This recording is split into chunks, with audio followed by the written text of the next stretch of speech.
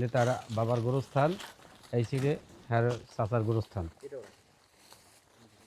হ্যাঁ, আর ইচ্ছা ছিল তো আমার ভালো হইতো, তার এই জায়গায় মাটি দিলে আমরা দেশের সবাই দেখতে পারতাম। আমাদের ইচ্ছা ছিল আরও ভালো হতো, তার বাবার গোরস্থানের সাথে তার মাটি দিত, তা আমাদের সবাই দেখতে পারতাম তার পূর্বপুরুষের জায়গা, এই জায়গা আরও ভালো হইতো আমাদের জন্য।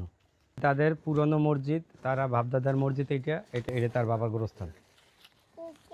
বাবার গোস্ত এইটা না? হ্যাঁ, এইটা এটা হলে এই হ্যার বাবার কবর, এই হ্যার বাবার কবর।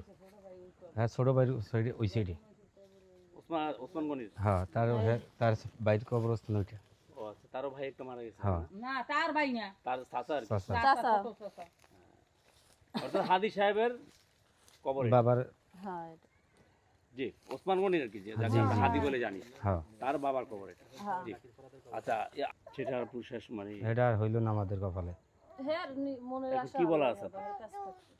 আমাদের জন্য, তার জন্য দোয়া রইল, সেদিন আল্লাহ জানে বেহেশতে নাজিল করুক, শুভে থাক, ভালো থাক। জানাজাটা হইলো অন্তত। জানাজা হইল আমাদের ভালো হইতে এই জায়গা, কারণ এলাকার দেশবাসী যত লোকজন তারা তার জন্য চাইয়ে রয়েছে যে আমাদের ভাইয়ের এই জায়গা জানাজা হইবে, সবাই আফসোস ছিল, কিন্তু হ্যাঁ আফসোস তো আমাদের হইল না। হ্যাঁ, আব্বার কাছে বলছে আমি মারা গেলে, হ্যাঁ মারা গেলে আর কি হ্যাঁ বাবার সাথে আর কি মাটি দেওয়ার কথা ছিল। তোরা যে যাও একদিন কই, তোরা যে যাও এই বাড়ি দিয়া খালাম্মা একটু আসেন আপনি এখানে। খারাপ। একটু আমরা খালাম্মার সাথে একটু কথা বলি।